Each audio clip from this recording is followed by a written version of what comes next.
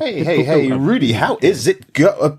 Are you scatting to Scatman John? That's a bit... No, of course not. Why would I be scatting in 2022 to Scatman John? Paris. Maybe you heard a cat or something, I don't know. Just Okay, right, sure. I have my expenses claim for you to work through and to pay me for. What? Expenses for what? Well, first of all, when do you file expenses? You normally steal my credit card, but what do you have expenses for against the podcast? We don't. Well, you hid your credit card really well this time. And, well, I mean, clearly, it's that time of year. I was at E3, of course. I'm our yearly correspondent to the awards. That's my responsibility. It's on my name plaque above my desk. You have a desk? It was the time. Somewhere. Okay, it's in your mum's garage, but it's a desk. Right. There was that time I got thrown out for trying to get the inverted charity thing off the ground. Yes, yeah. Then I got thrown out for stalking Keanu Reeves. Then the pandemic. And now I'm back, baby. E3. So can I just be quiet? You went to E3. I was there. This year. Oh yes. 2022. 100% definitely there. It was fantastic. Okay, so E3 2022 in Los Angeles, LA, City of Angels.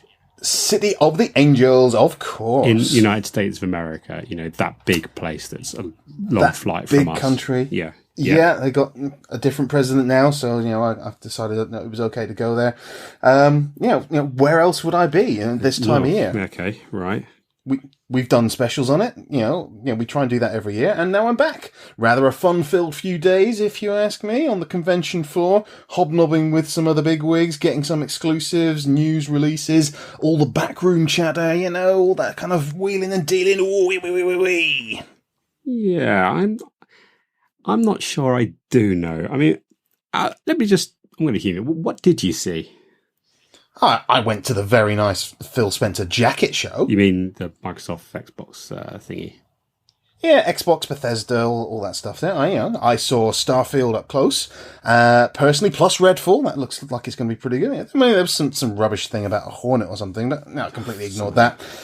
You wouldn't believe just how good an utterly pointless open universe looks until you see it live for yourself. Oh, I think most of us got the perspective pretty quickly on that part of the presentation.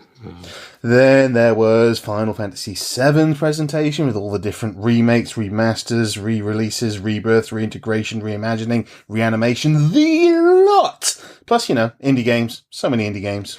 Well, that does sound like something one could only have ever found out upon being in person at an E3 event. Did you make any good, business contacts in your time? So many great people that we can get on the show and can fund us, They really wanted to work with me. I mean, a little bit with you. They were maybe kind of a bit put off by that. Kick Rudy back a little bit, maybe just for a little cameo, and then right. You can come back in when they've gone. I'm pretty sure that Capcom, they really wanted me to voice Ada Wong in the Resident Evil 4 remake. I think I had the... Yeah, I mean, you are you're almost physically a dead copy of Ada Wong in so I guess that makes complete sense. Yeah, absolutely. I totally, that's exactly what I'm aiming for. It was a pretty special event. So if you could just go through these expenses, give me, $13,000 or so. $13,000. That's like £10,500 in UK money. Where the hell did you get that from? Usual stuff, flights to and from, transfers from my home because I couldn't fit the luggage in a car, accommodation, full board breakfast, lunch, dinner, tickets, transport costs, a few masseuses along the way, wining and dining some of those new contacts that we got. I really had to schmooze some people. So, apart from flights, 10 grand of smoozing. Yeah. Schmoozing, baby. That's what it takes. It was for the good of the podcast. We needed to do it. That's why I stepped up to the plate and bit the bullet. Hey, is that a mixed no, never mind. So if you could just wire me over the money, that would be great. Well, it sounds impressive, your time in the City of Angels in Los Angeles, America, United States of America, across the big watery thing there. But I have one question for you, though, Dante. I'm going to be honest. Go right ahead. Was it on the line about cocktails? Because I did ring up a hefty bill on cocktails, but I didn't choose the venue. I just wanted to make sure that you are aware that E3 was in fact cancelled this year, both physically and digitally. E3 cancelled? Was it? Yeah, very, very much, very famously and publicly so. Did I say E3? I meant Gamescom. Yeah, I totally meant Gamescom. That was a hell of a show. Those Americans know how to party. Okay, so Gamescom is based in Germany, and it's not actually on until August, which is several months away. No, I didn't mean Gamescom. I didn't mean Gamescom. I mean PAX East. PAX East. That was all right. Yeah, okay, so that one was in April in the US, and you weren't there because we recorded that April episode during it. In fact, we mentioned it, I believe. So I was at EGX in London. That isn't until September, and we both got tickets. In fact, I got your tickets, so you couldn't have gone without me, even if you could time travel. Okay, then it was one of those really big conferences that had really cool people that you haven't heard of, and you haven't heard of the people there or the games that are there either. Dante, there are no major conferences. You didn't fly to LA. You didn't go to any gaming convention, and everything you mentioned was available online as a digital showcase. What did you really spend £10,500 on? Cassandra from Assassin's Creed NFTs.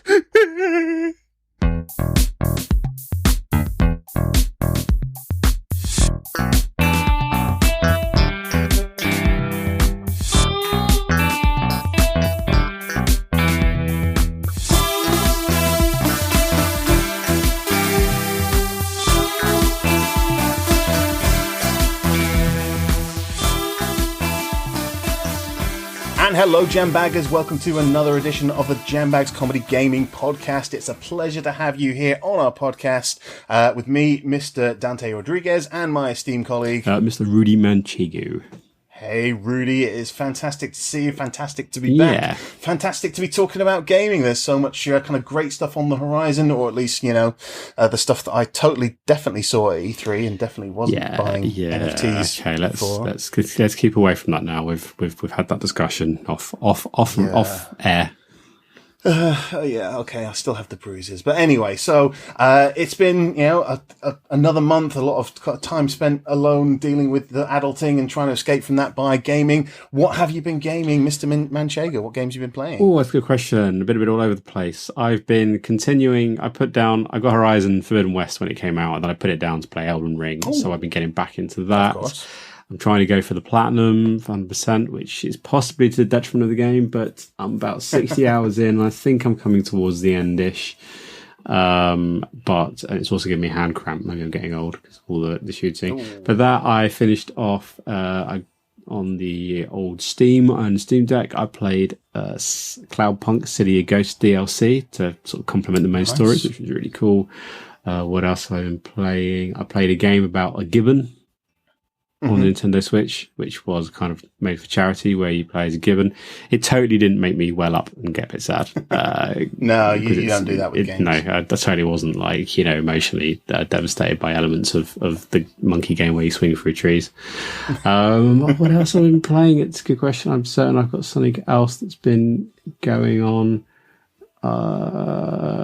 I've kicked off a game on the Switch, which is a Japanese anime kind of novelty kind of strategy game called 13 Sentinels, Aegis Rim. Nice.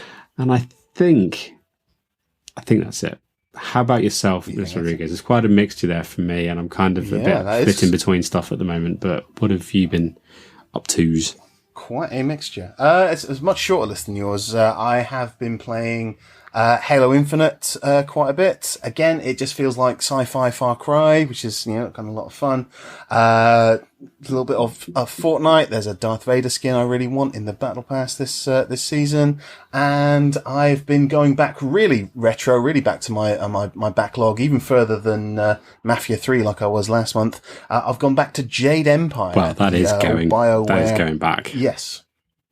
That is, I'm determined to finish it this time. I've started it like 3 or 4 times, and for whatever reason, either my iPad got updated and I lost all my save games, or for whatever reason it just kind of kept losing my progress. So this time I am determined that I'm going to get all the way through Jade Empire and finish that. I think I was pretty close to the end by the time there. I mean, it's very similar in structure to Knights of the Old Republic, which I also love.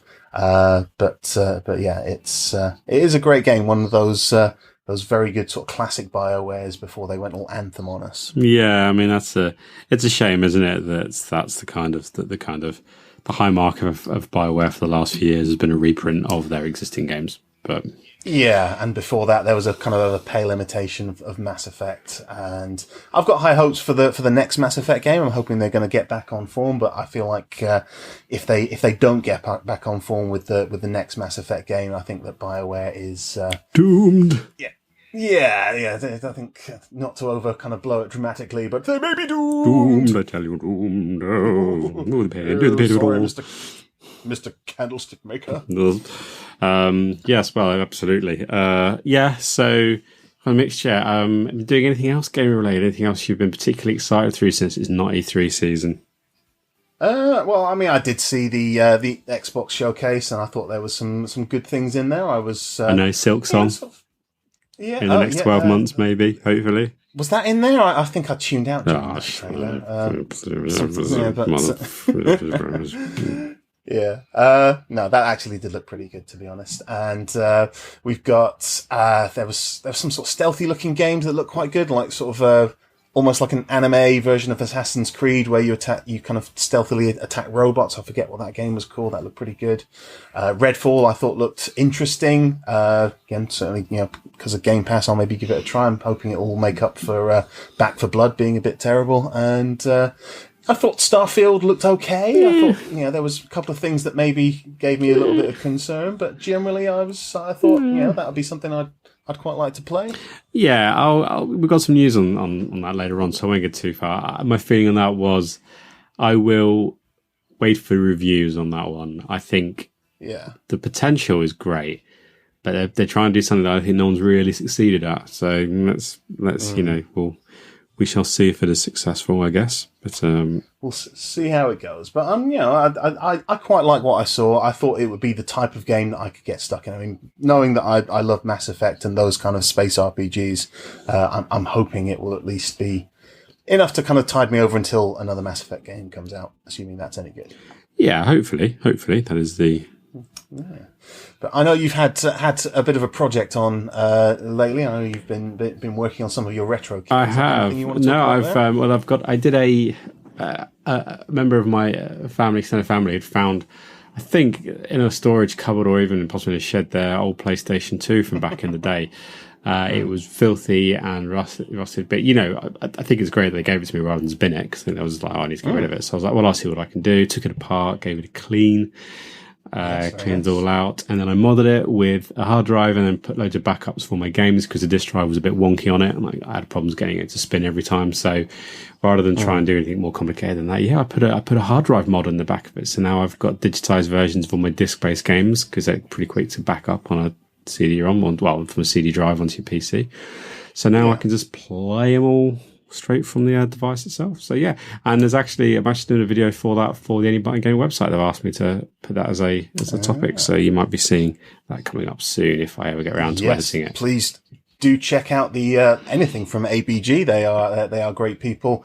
Please do check out their reviews, and particularly that thing. Apart from when we're beefing with them, which is always absolutely check them out, except for when there's a bit of a beef going on, which is quite a lot. So but hey, pretty much. But otherwise just visit their website, absolutely. But yeah, that sounds pretty good. I mean, I feel like cooler people would do that to a car, but hey. I mean, you say that, but I mean, I don't think, you never really lived until you cut your fingers on on trying to get the disc cover off the top of a PS2. That's what I'm trying to say. All right. No, I will be content in not having lived, I feel. Yeah. It's experience, but okay, yes, it does sound like something that would be good. It'd be nice to have a PS2 with a full library of games, and you don't have to keep switching. Well, for a small fee, it could be yours. Then say if you've got, have you got an OG model, or have you got a slim? I have both. I have a slim that I play on my main rig, and I have an OG one which the kids play, Finding Nemo and Pixar's Cars, basically all those Pixar games back when they were quite good on the PS2. They were actually, quite well made games. Well, if you want to, if you want to, I can do a restoration project on yours sometime for a small price of £20,000. But it's, we can work. What do I feel like I'm going to wake up with a robotic arm thing that's very rusty. Yeah, but let's not get into that. But anyway, so we've got quite a show coming up for everyone today. Quite a lot of news, quite a lot of features, and an awful lot of listener questions. So shall we get into it? Let's go the distance. What? Okay. Well, or we could do a news segment, I suppose, rather than subject listeners to that. Yeah, no, I suppose we don't want to go into like Rocky Balboa or anything like that. That would be really not the direction we want to go in. Okay, let's go to From the Jambags. Yeah.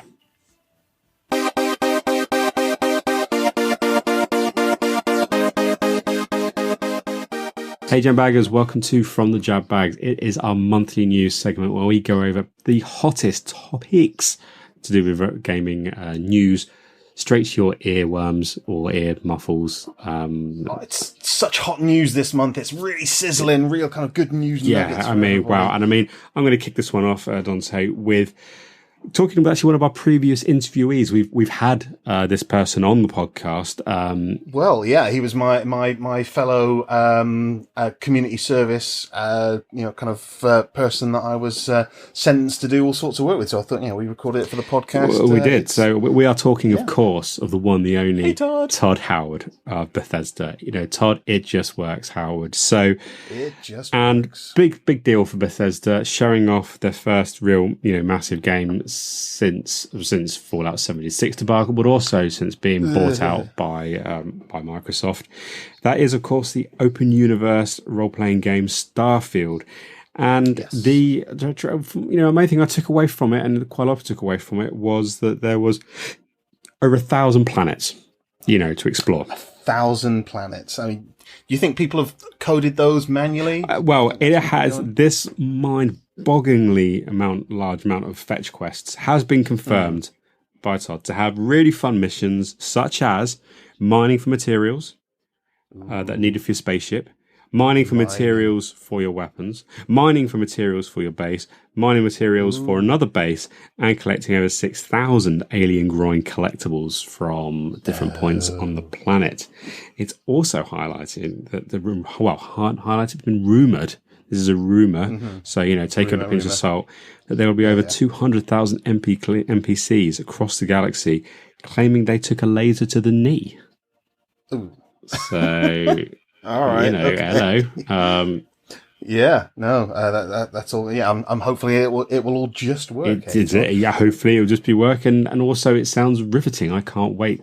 I just think it's amazing that I'll be going to each of those 1,000 planets, and it'd be worthwhile. I mean, There's a lot of speculation that these are going to have been procedurally generated. We don't think these are all going to have been made by hand. Do you think? I think truth. I think the thing is that. If you could pull off the idea of flying around the universe or even a star system and having unique planets and worlds and be able to fill it with content, then you're onto a massive winner. But that's an awful lot of content to craft if you are doing it. And if it's procedurally generated, how do you get away from how do you make it interesting apart from being fetch? How do you make it not be No Man's Sky, which has nothing to do with characters? I mean, now No Man's Sky has a lot of interesting stuff to do, but even so, that it's procedurally generated. It's different. But yeah, no, it does sound like it could kind of descend into No Man's Sky or Elite Dangerous. I don't want to say monotony, but it's not kind of what that kind of game is. I feel like it's not necessarily the Bethesda model, but hey, I mean, I thought the graphics looked okay. I felt like the person animations were kind of still looked like they were from like Fallout 3 or something like that. Yeah, I know what you mean. Apart from that, I mean, it looked like it might be good, and they've still got some time to tweak things a little bit. So I'm still I'm a little bit optimistic, but I also know what Bethesda's track record's like, and it could all go spectacularly wrong, couldn't it? I think it's fair to say that there's a good chance that it's not going to be what fans want it to be. Or it could knock out the park. Like, I hope they knock out the park. If they can do something as good as Skyrim, I'm in. So, hey. Yeah. But This isn't the only news story we've got about our mate Todd. Is it, Dante? No, absolutely. There was quite a kerfuffle after the Xbox showcase. If you noticed that Mr. Howard's segment aired a little bit after Phil Spencer, who kind of introduced him. Now, Phil Spencer had a rather natty jacket on, as he would normally expect to do. I only tune in for the jacket. We all know this. Well, yeah, absolutely. But then, just a few minutes later, along comes Mr. Todd Howard on the screen, and did you see the beautiful leather jacket that man was wearing? Man, he wears a jacket well. I'm not gonna deny it. He wears a jacket well. He does. It was such a good jacket that I thought he could only have got it from Phil Spencer's kind of back catalogue from his racks, but he may not have done, because word has it that there was a altercation afterwards, and that Mr. Spencer is now going to be suing Mr. Howard for upstaging on the jackets. And apparently, he's written into his contract that he will not have his jackets upstaged, and Todd Howard has kind of broken that particular clause. It was very publicised, heavily publicised at the time, when obviously Microsoft bought ZeniMax and obviously Bethesda as a deal, that with any of the studios, not just Bethesda, they're not penalising, it's all the sort of studios they've bought and all the collection of companies they've bought and stuff like that, is that when it comes to presentations, etc., you cannot wear a jacket that is of equal or higher stature than Phil Spencer's. In fact, it's really frowned upon to wear a jacket. T-shirts, shirts, fine. Maybe even a long coat. Maybe if or a hoodie, that's absolutely fine. But not a jacket. You just know you're not allowed jackets. You just know it. Todd just went there. Yeah, I think he's only got himself to blame. I don't feel sorry for him. But also, there's a question there: was this a political statement? Was this a suggestion that all's not well under Microsoft's banner? Maybe, or is he just trying to kind of reassert the fact that he's his own person and not Phil Spencer's meat puppet anymore? I don't know. I don't know, but I want to know.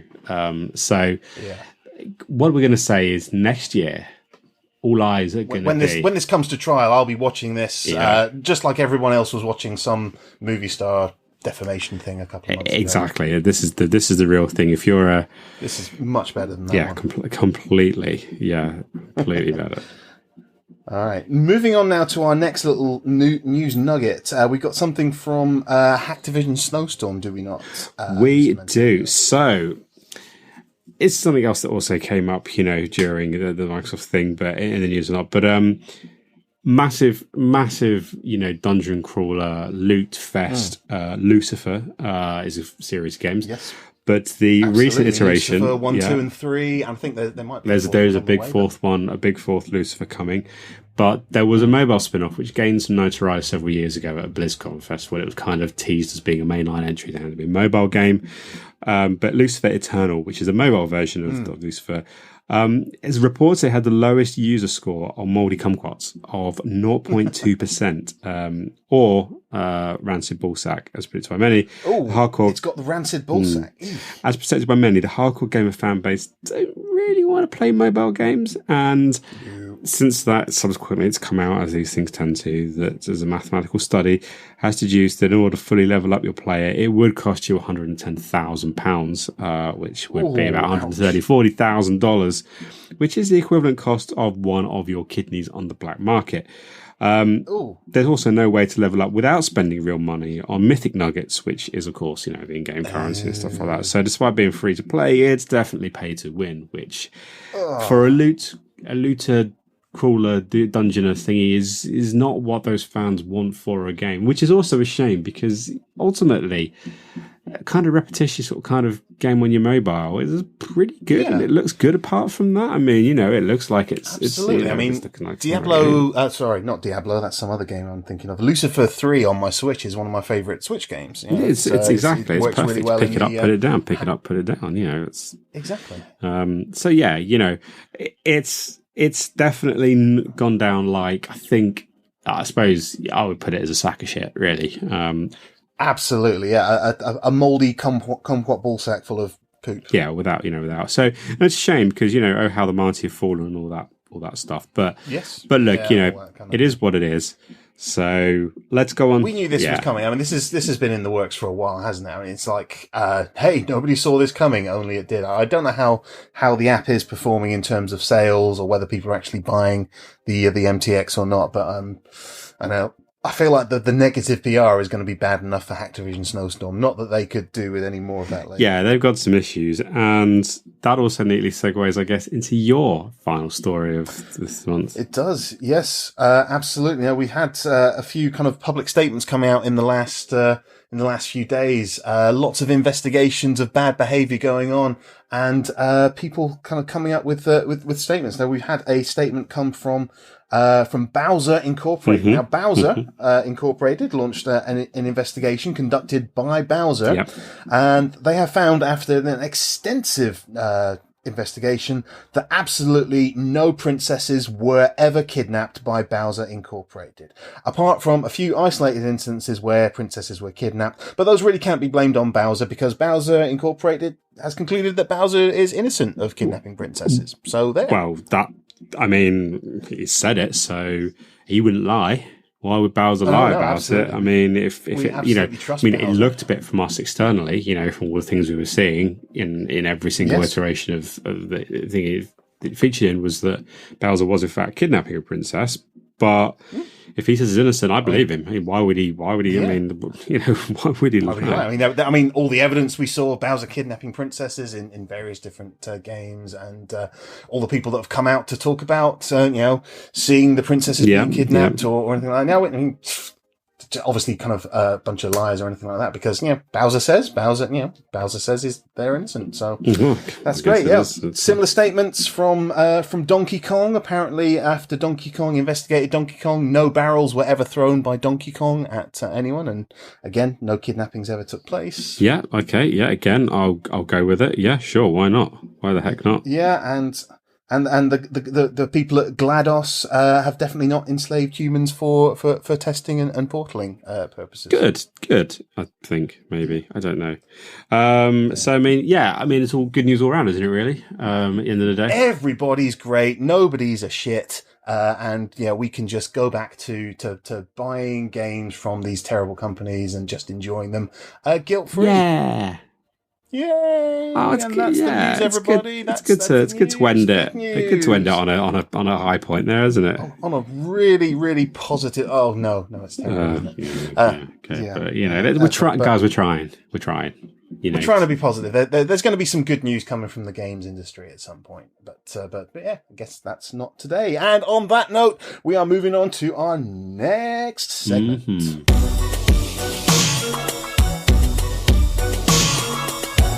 State of the Gaming Nation.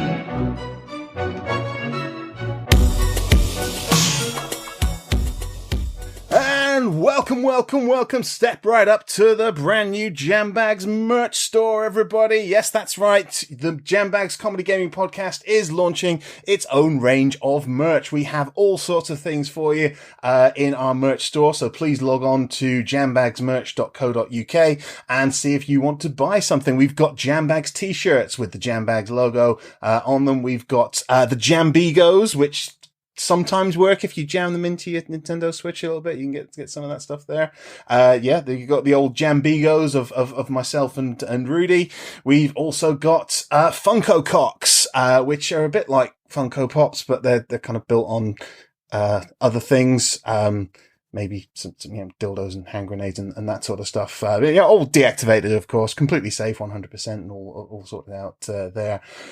We've got our Comedy Jambags deodorant, which is called Anthrax Spray.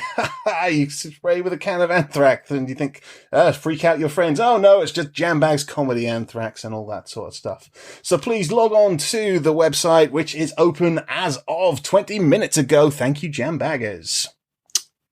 Dante, can I have a quick word with you, please? That's okay. Just you step away from the Rudy, microphone. I'm in the middle of something. Okay, I said 75% of the profits, because I've been the one kind of putting myself out there for the merch store. I'm hosting it on online. Yeah, we've got a few problems with the product line and our profitability and stuff like that. What? Yeah. I sourced these from the best possible suppliers. What the hell are you talking about? We haven't sold many. And well, I mean, it's early days yet. Admittedly, but the products we have released into the market, both sold or given as promos or just given to charity shops to shift inventory, have cost us. We're actually in minus figures in terms of money. What? Yeah. Well, it comes from not so much, the cost of the products and stuff because they were ridiculously cheap. It's coming from legal costs. We are being quite heavily sued by a lot of people. Ooh. Yeah. I hate being sued. I know, and it happens to us a surprising amount for a small podcast with very few listeners. But yeah, we have got to shut the store down, I'm afraid. There's no other way to put it. What? It's only been open for 16 minutes. What? Yeah. Well, I'll just go through some of the reasonings. So, obviously, first the T-shirts that we put out with the Jambags T-shirts. Yeah. Well, you know how we went out to the cheapest bidder to get them printed? Turns out the dye on the T-shirt designs was, in fact, made of honey. Oh, you do not want to be wearing honey it's this summertime. We have had quite a few people being attacked by bees and wasps who are going absolutely furious with them. Apparently, the honey had some pheromones mixed in it as well. 2 or 3 people have died of anaphylactic shock. And unfortunately, the people that have died are the people that got them from charity shops. So also the charities are suing us too because we've killed some of their patrons, which is apparently a bad look for charity, especially for children's charities. I don't know. I think that's a bit spurious. But hey, look, they're suing us as well as the people that genetically modified bees kind of going after all of our crazy honey. It's like we're a villain from one of those Jurassic Park movies. No! As if I go see that. But anyway. Don't. So that's the T-shirts. Yeah. Okay, but there can't be anything wrong with the Funko Cocks, surely. So the Funko Cocks we made out of disused sex toys and hand grenades. Yeah, what could go wrong with that? Yeah, so the hand grenades are still technically live. What? Yeah, and it takes very little to set them off, apparently. In fact, just accidentally brushing against it is enough to trigger the mechanism inside, apparently. So a few people have lost limbs and most of their houses to the Funko Cocks. And we also... Fucking libtards are so damn Yeah, I mean, we did sensitive. send them to an awful lot of influencers, and those influencers were alive on cam when they were blown into bits. So it's been quite public. Yeah, so they're all suing as well, not to mention, all their viewers for distributing images. So we've got basically a whole suit on our hands there. Then we've got the Jambigos, which, I'll put my hand up. The Jambigos are my idea. That was my deal. That was your It turns out that asbestos is not the material you should be making these out of, especially when they crumble very, very easily. And that's why it was so flaky. Yeah, it turns out that just people walking past them on the shelf got a near lethal dose of asbestos. It was blue asbestos, so most of the people are now having to be treated for quite serious. So they didn't even give us money to begin with. They're not trying. No, I literally just put them on the shelf in a few shops to see if people would pick them up and take them. But unfortunately, anyone who went anywhere near them has in fact now got cancer. So yeah. And as for the anthrax deodorant, yeah, I mean that's just a label, right? Yeah, well, it turns out when we ordered anthrax. So yeah, we are.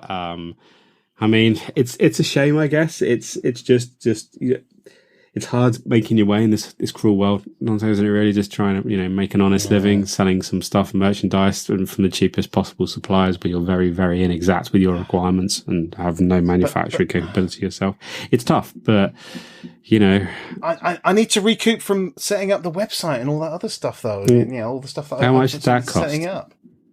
Oh, like £10,000 ish. However much as Cassandra NFT costs. Yeah, I got a feeling you went on the cheap web. Anyway, look, we've got to take it down. We are being sued 6 ways from Sunday. We might even need to trade in those NFTs to pay for it. Hopefully they'll be worth as much as you paid, if not more. Oh, well, yeah. I mean, those things are only going to appreciate in value. It's like Bitcoin. That's all. Yeah, I mean, you're making money on these, right? You could sell it now and pay for the legal costs, right? Because it's such a great investment. I had a quick look on Ethereum and all that. Had a quick look on the blockchain marketplace, and yeah, I can barely even give it away. Brilliant. Thanks, Jambaggers, for coming and buying our merch. It's now all 50% off if you want to buy some of our hand grenades and asbestos and anthrax. Yeah. Also, if you do buy anything from us, don't touch it or go near it. But apart from that, enjoy it from a distance. It's great. It's really good. So please we've got a whole garage full of this stuff, and I'm quite worried that it will, well, literally explode. So if you could, just cut this out for us, that'd be great. And if you do buy it from us, you didn't buy it from us, right? I don't think that's going to stand up in a court, Lord. So we've just literally talked about. I know, we're totally covered. That's perfect legal defence. Also, was that London? Was that Peaky Blinders? I didn't. Why order the Peaky Blinders? Right. All right, it's Fast Show. Okay, just checking. Yeah. Right, well, let's, I suppose, end the podcast because we'll probably be in jail this time next month. So, why do so many of our podcasts end with us going to jail? It's a mystery to me. It is a mystery to me. You just try to make it. Every month we break out. That's why this month was late, because we were took a little bit longer to break out. We did. I really wish you hadn't made me eat all the dirt for that tunnel, especially since we just went over the fence in the end. You look like you were enjoying it. I was enjoying. Never mind. Moving on. Onto some user questions before the cop. Yeah, let's do that.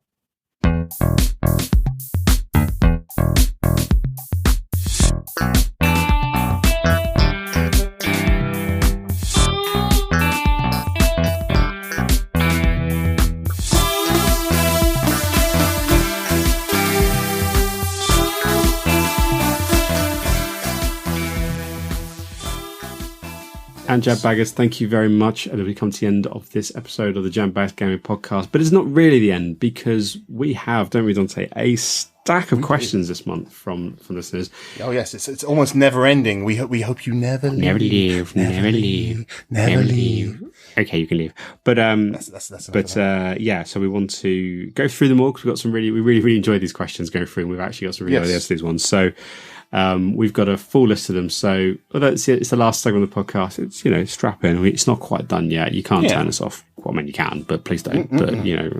But so the first one I'm gonna kick into here. D-Bag. That's your new nickname. I'm gonna try out, by the way. Dante, Jambag, D-Bag. No. Okay, arsehole. Okay, I'll stop the D-Bag stuff. But I don't know if you saw this as well, but there's a demo out there of a VR simulation where you can simulate spider webs being drawn against your face and spiders trying to go into your mouth. Don't check it out; it will give you nightmares. But the question here is from Metal Shark. Good man, still have a drink too. Probably going to get called in on it at EGX if he's around. We have been talking about it for a long time. It's not like we've given him a chance to forget, and EGX is coming up. But he wants to know, what else can VR gaming do to completely avoid widespread adoption? As in, what other experiences really are also going to mean I ain't never putting that thing on my face? Which is actually good advice most of the time. But anyway, just to cover up, is there anything, Dante, on your side that would put you off? I feel like the interactive deliverance experiences is kind of the one I'm thinking about here. The whole squeal piggy squeal scene. If you're familiar with the film. I am. I mean, to me, it's just the paddling bit puts me off. There's a lot more to it. I don't really like it. I might get sunburnt. And I fucking hate the banjo. Yeah, to be honest. Well, I quite like the banjo, but I did not like the way the guy performed it, so I thought it wasn't very appreciative. No, we need to replace that banjo music with Cotton Eye Joe. Well, he needs to replace all music with Cotton Eye Joe, I think is probably the correct answer. But that is quite good. That is quite good. On my side, I had a couple of ideas, which I think if there was the Anne Widdecombe strippogram experience, for those from other countries, Anne Widdecombe is a aging female ex-politician of just Google, you'll instantly want to be ill. Yeah, she's very, very, very religious, very sort of right. Or possibly a magical experience where you have to explore the inner workings of Donald Trump's colon. Exactly. No. He'd also have scratch and sniff, and there would be all sorts in there. Probably one of his family members, like probably kids up there. Something, I don't know, but I mean, it would be. I think you go that to a VR person, you would not only would you not try VR again, you would smash yours and anyone else you know's VR headset, and then need several long showers where you'd probably whimper. I think, but yeah, the Deliverance Simulator, that's a good option as well. I hate paddling. Quite like pigs though. That's fine. Yeah, no, But why not? but yes, Okay, that's one. next question. Cool. So this one is one that probably could be spun out to a full episode if we weren't too lazy. Oh yeah, But way too lazy for but this. there's with lockdown ending and West End shows opening once more, and they are, because I was dragged to see one relatively recently. I know I prefer cinema. I'm just not a theatre aficionado. It's just anyway. It's nice for a change sometimes. What were you made to see? I made to see Matilda, which utterly. I like it, but I've got a bad attention span on these things. I just sit there going like, I can't even get my phone out. It's just, but I don't have that in films. Anyway, completely off topic.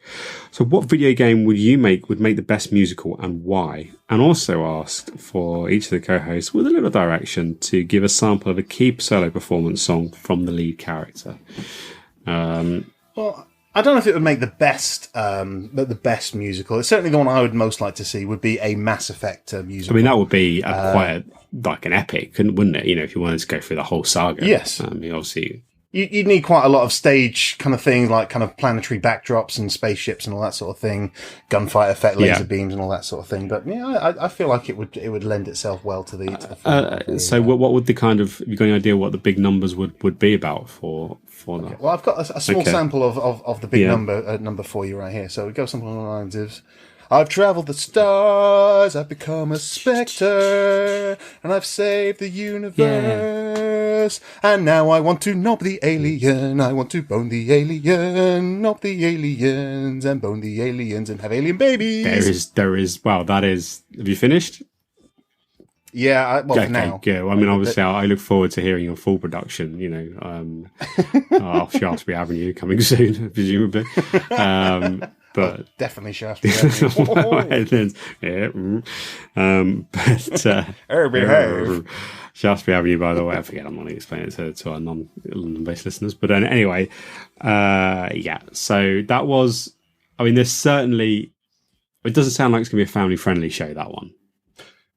Well, Mass Effect isn't a family-friendly game at the end of the day. It is 18 rated. Look, I'm not judging. I'm saying, it's just, we've got to be quite clear. This isn't a family musical. But then I think, I do like it though. I like it. There's definitely a lot of opportunity there for some really great, music, possibly some prog rock kind of like lasery kind of over the topness, which I like, space opera kind of thing. I would definitely, I would go and see that one. I would go see that if you could write and produce that and put it on to West End. Yeah. Just not with you kids. No. Well, depends how bad they've been. But yeah, Okay, what's yours? What have you got? Well, mine is also straying into the 18 rated territory, but I think that what the game that's really crying out for a musical version is The Last of Us. Now that is a good choice. I mean, admittedly, I still haven't gotten around to playing it, but I know it does have a lot of great drama going on in that one, and I feel, you're right, it would lend itself quite nicely to the musical format. Yeah, exactly. And I think that, there's so many great moments. There's drama, there's heartbreak. There'll be some great solos. There'll be some great with that, but you can also get some chorus bits. You could get all the infected in there. There's just loads of the great stuff. But it wouldn't also have to be too lavish. It could be quite low key. It could be done possibly off the West End or off Broadway, as they call it. I didn't really have a chance to put together anything from the perspective of the main characters, but I did pen a little number to do with a character that's featured in the game that plays a major part on the story, called David, who is, without spoiling too much, is an antagonist and a slight cannibal. Is post-apocalyptic and everything. I think we've mentioned him in the podcast spoilers before. kind of, but I mean, not really. It's been re-released like the 16th time, so Oh, and they're doing it exactly. Again, So I've got a number that goes. So it's quite a sad number, but it gets a bit jauntier. So I think that's that's what you don't want it all doom and gloom. So so this is David lamenting to, I'm just a poor cannibal. So let's go kill the girl. Let's go kill the girl. We can eat it too. Let's kill the girl. Let's go kill the girl, 'cause she killed my friends a lot too. What do you think? And Eater too. Killed yeah. too. No, and then what I thought maybe it was like a bit of background. Like, he killed our friends. She killed our friends. We should kill her and possibly fiddle with her, which is kind of obviously I don't want to do that, but that's kind of in line with what happens in the what's suggested in the game. So and I think that's a really both beautiful but also upbeat moment. Because it's good to see your antagonists from a different perspective, if you know what I mean. Yeah, there's more of a human side. Yeah, exactly. So there you go. That's, I think, probably our focus. I mean, I think, part of me thought we could turn the whole thing into like a whole podcast episode into like a Tommy rock opera, from, like by The Who, kind of whole thing. And then I realised that that's a lot of work and we are just too lazy. That is a lot of work, a lot of writing. Or the podcast be 4.5 minutes long. I mean, it depends. Maybe that people prefer that. I don't know. I mean, maybe that's the thing. But well, hey, if they've gotten to the question section, they're probably the hardcore listeners by this point. Yeah, exactly. So thanks to you that listened. Probably not even Metal Shark's bothered to questions. It's not worth it. Probably, yeah. But okay, another question. Last question from Metal Shark, which is another great one. Okay.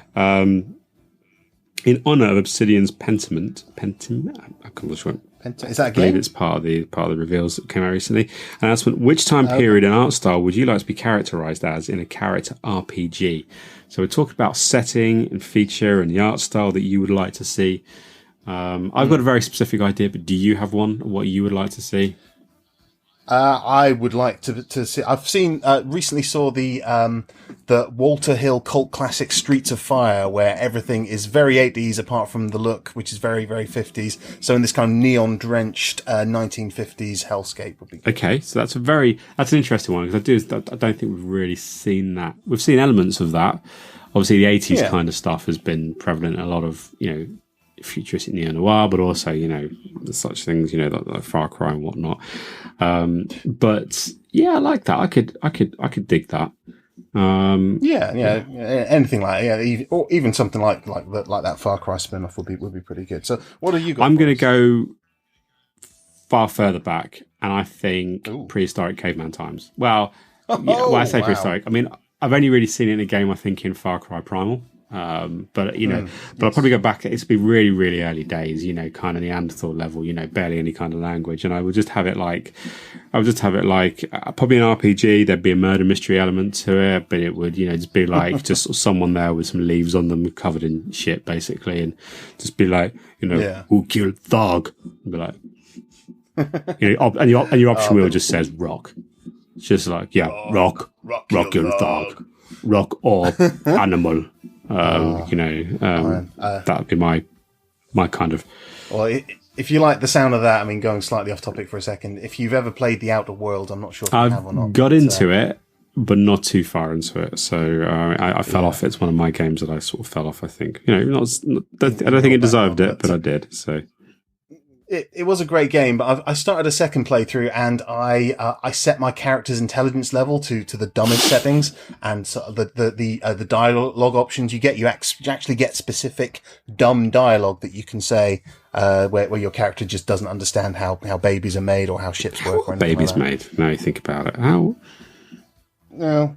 I feel like this is maybe not something that the podcast is best suited to, because I don't know. Okay, well, we'll go on the internet together. I can't wait. It'll be really fun. But I like the idea. Just be like, and it just be everything like it's not just even lo-fi. It is literally like you find an item. What is it? It's a stick. What do you do with it? Pick it up. What do you use it for? Hitting other people with it or yourself? I don't know. And maybe your upgrades would be like fire. An opposable thumb. Ability to do cave paintings and that sort of thing. An opposable thumb, maybe. Something, just... Yeah. But, that's my kind of thoughts really, there. Nice. So we've got a few more questions here. We've got a couple here from friend of the podcast and D&D colleague, Enzo. And Enzo asked his first question... Now that Activision Snowstorm have internally investigated themselves and found that they have. It seems to be all the rage right now. We've not mentioned that yet. No, we have not. They've investigated themselves and found that they've done nothing wrong in terms of abusing staff and treating them badly and sexual misconduct and all sorts of horrible stuff like that. No. But it turns out that it's not true because they checked it and said you were right. But Enzo asks if we will now be conducting our own investigations in the same manner over many things that, we have allegedly, and that have been alleged against us, selling merchandise that is in some cultures consider lethal. Also for inappropriate jokes, accents, boring podcasts that go on too long. Just a lack of direction in our lives, just all those kind of things to investigate all that, I guess. Hey, Rudy, I've investigated all that and we've done none of it. Well, there you go. Totally in the clear. Cheers, Enzo. Cheers for that, mate. That was So it turns out we're all good. Yeah. So all of that was, anyone else thinks otherwise, you just lying scumbags. Absolutely. Justice for Jambags. # justice for Jambags. Especially all those people that bought the hand grenades and the asbestos. Yeah, if you can, I'd say raise your hand so we can see who you are if you still had them. But you don't. But anyway, Enzo, hopefully that answers your question. Raise your stumps. But this one's probably more of a serious one. What is the best game to introduce someone to the world of video games?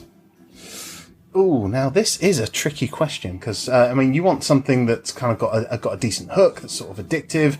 It's not too serious. It's kind of something that's easily accessible to people that don't really know video games. What's your thought on this? Well, one, this is an interesting one because I tried to do something similar with my wife, and she was kind of like in a younger days. She was a big gamer, loved Tetris, loved puzzle games, loved some of the PlayStation ones, Crash Bandicoot and stuff. Fell off the gaming hour. We'd never really got back into it. And I thought, she really likes good stories and stuff like that. I'm gonna introduce her, and I said, right, try and play Gone Home, because it's just a narrative story. It's only a few hours long, like literally an hour or two long kind of game. It's got a really good story. It starts off as one kind of thing, ends in something else. It's a great game. Then I realised that very quickly that if you haven't played video games with analog sticks and the concept of moving with one stick and looking around with the other one, you spent your entire time either looking up or looking down and being unable to move or just walk into things. It made it excruciatingly painful, and she just got really frustrated and said, "Fuck this." And so the only thing I have succeeded with really to get back into gaming is a Tetris, the new Tetris Connect. I think it's Tetris. No, Tetris Effect. Sorry, not Connect. Tetris Effect, which is played on the consoles you can get on pretty much all platforms now. Because you're a big Tetris fan, but then it's got all the it's awesome graphics. It looks really cool. It's got awesome soundtrack.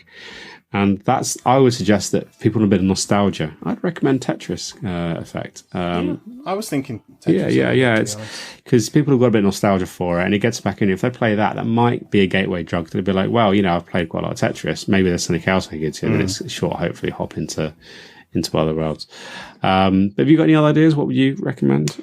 I've got a few, to be honest. I'm not sure which one I'm going to point out. So I'm just going to say both of them, to be quite honest with you here. And I do kind of see the problem with kind of people dealing with analog sticks for moving around, but I feel like there are some games out there where you could play them in kind of like a committee, and the person who's not really into video games could maybe kind of do the thought behind them, rather than any kind of complicated shooting mechanics or anything like that. So the two options I was thinking of were the original Portal. Yes, yeah. So, I actually did that with a friend who's not great with analog sticks, and maybe more of a PC gamer, or just not a gamer at all. But, I basically worked the controls, and I let my friend say, right, put a portal here, put a portal there, and do this. And I sort of followed his instructions. Because, I'd been through it myself a few times. I knew all the answers. But I let my friend sort of dictate where the portals would go and what would do. So I was able to do the kind of the fine motor skills parts of it that he wouldn't have been able to do from not having that. And I think he really enjoyed that game and sort of much more into games afterwards. The other one I was thinking of was basically any of the Telltale games. Certainly, Telltale Batman was quite good for that. I had that with another friend. We kind of went through that one, well, most of it anyway, to kind of go through the different episodes. And again, because it doesn't have those analog stick sort of controls for the most part, at least it's more kind of almost side-scrolling or puzzle-solving, all that sort of stuff. It was something you could do by committee, is really kind of where I'm going with this. I think those two games could be done as kind of a group, like a group effort. Yeah, that's a good point. I mean, I think, absolutely. So, games like the Until Dawn and the sort of dark horror anthology, whatever it's called, like Man of Medan and stuff like that, that's got a group aspect to it. And there's a few multiplayers. And then ultimately, I guess, one of the things I know that a few people I know got into is Animal Crossing, because yes, it's a game, but it's quite complex. And on Stardew Valley, all kind of games that easy to get into, hard to master, kind of hard to, it can also absorb your entire life and drive you utterly insane, from what I understand. But hey, that's we're not here to judge. I mean, I am, but no, but anyway, I like. Got some friends that like Animal Crossing. I could. Yeah, hey, it's a game. You're a lot of places you're not a real gamer. You're a real gamer if you like. Yeah, I mean, Animal Crossing is tricky to get right. I mean, it's just not tricky in the same way. But those would be the games I would introduce as well as video games, or I'd just give them Duke Nukem. Just be like, yeah, this is a really adult, mature game. You should really get into it. Yeah, it depends what the other person's into, really, isn't it? If they're into strippers and tassels and money. Yeah, absolutely. But let's get into our very last question. So, very last question. This is from also listener Khaleesi. What would you commission Jim Will Paint It to create along the theme of retro gaming? So, for those not in the know, Jim Will Paint It is a kind of an online artist who takes ideas via, I think, social media submissions and does really hilariously awesome sort of pictures and kind of like, sort of graphics, but very, very random, always quite inappropriate, takes a topic, and it looks a really, really random suggestion. So it's not like, paint a tree. It's kind of like, could you draw a picture of, I don't know, the Prime Minister doing something amazing with a camel and blah, blah, blah, someone else watching and cheering on, something like ridiculous like that. But they're always hilarious. One of my favourites was Charlie Sheen winning. I mean, obviously he's been around a long time, so when Charlie Sheen was in the news a lot and he talked about winning, he was winning at an egg and spoon race. Exactly. And also does it all in Paint, so MS Paint, which is the kind of, the hook and stuff of the draw. So also insanely talented to be able to do that. So I can only barely draw a couple of balls on them. But so what would we commission him to play along the theme of retro gaming? Not wanting to take this in too dark a direction, but would the term Ms. Pac-Man Bukkake Party be a suggestion that could go on? We could have Cuba and other Pac-Man and, Donkey Kong. I don't think any of those have had Bukkake games, have they? I mean, I'm just going to put it out there. I don't think any of those have had Bukkake games. Sorry, mate. I don't know. No. I feel like it's... Miss Pac-Man in the middle, and Lord. Everyone else making her the biscuit. Right, okay, well that is... Well, I don't even know what that is, to be honest, let's be quite clear. Yay. Okay, move on quickly. Well, I was thinking that probably good Jim fix it would be Rudy slowly being buried to death under a weight of games that he will never play, or while Ultimate... And all your consoles, like a million game blocked in. Yeah, by a million game just be literally sort of choked to death by the volume of it, while Dante just sits in a beanbag and quite happily plays. I don't know, Ms. Pac-Man's very happily in that case, yeah. But I was thinking, you just sort of sat there playing a bit of Assassin's Creed. That would be unoblivious to my cries of help. That was the first thing that came into retro gaming, or just an image of you, Dante, sat trousers around your ankles trying to get the new cheat code for Tomb Raider to work in the late 90s. Some sort of hot coffee mod, but for exactly, trying to get that one. Oh, we've all been there. Don't try and tell me you haven't been there. No comment. No comment at all. So that was a great question, and hopefully Jim Will Paint It is listening. He won't be, but one of those. Won't be. We could put it on his Twitter. We could do. I got a feeling the Pac-Man Bukkake Party might not happen. No. I don't know. I don't want to be too judgy. I don't want to speak for him, obviously, but at the same time, I feel like there's maybe a happy medium somewhere where we could find something when it comes to Bukkake Pac-Man characters. But no, true. Yeah. Okay, this is probably the most we'll get away with saying Bukkake, so I think we should probably end the podcast. Yeah, okay. Well, and so where can people get in touch with us on Les Socials? Okay, Jambaggers, please do feel free to contact us on any of our social media platforms, which include our Facebook page. If you search for Jambags on Facebook, you'll see our logo and be able to follow our page from there. You can find us on Twitter at Jambags_UK. You'll find the Rudy Manchego controlled account and also a separate account for Dante Rodriguez at Dante RDRGZ UK. I think, yeah. I forgot to put a handle, but no, not UK. It's JB. There you go. Wow. Okay. At the end. Good. So, yeah. Yeah, at Dante RDRGS JB for the Dante Rodriguez account. You can also find us on Instagram at Jambags_UK. You'll find us there as well. Yeah, that's that one. You'll find that one's controlled by Dante. It has various pictures of me hanging off of things in Assassin's Creed Odyssey. If you've seen it, you know. And you can contact us on our YouTube message board. And when we put stuff up on YouTube, feel free to add things to the message boards on there and contact us that way. Rudy, people are listening to us now, but how else can they listen to obviously us? listen to a platform of choice. But first of all, we put this out on all good podcast apps and RSS feeds. But you can check us out on Spotify, on Apple Podcasts, and we're also on Google Podcasts now as well as Stitcher. Hey. And also you can follow us via Simplecast on our links on social media. You can listen to us there. We also stick up a version of this which has an animated background for on the YouTube, on our YouTube channel, along with some other sort of random stuff we've done over the years. So if you prefer to do things on the YouTube, do that on there. And if you could if you could like, you could subscribe, you could comment, you could leave a review depending on your platform. That would be awesome.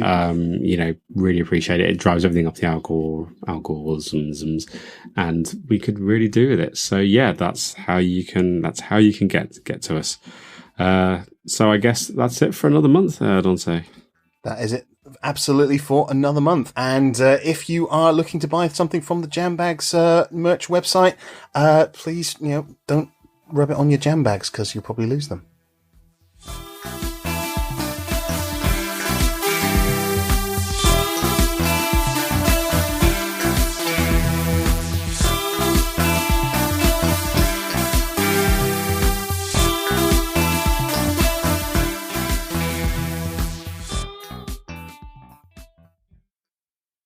Such a shame we have to close this merch store. I know. I wish there's some really good stuff in here. I mean, check that. Look at this Funko cock. This is a good one. Yeah, I mean, the Mario hat on a penis is pretty hilarious, I thought. That's Cappy. Who wouldn't find that hilarious? Brilliant. But wait a sec. Look sharp. Catch this. Gosh. Oh, careful. Don't stay away from the anthrax spray. That's ruptured a bit, I think. And just don't fall into the oh no, just okay, watch out for the asbestos. Oh no. That Jambi goes in my it's in his eyes. Where that Jambi goes in. And then watch out for the Rudy. Oh yeah, this is an insurance job and a half. I want to hurt you. I'll let you tidy the rest up, Dante. See you later. Bye.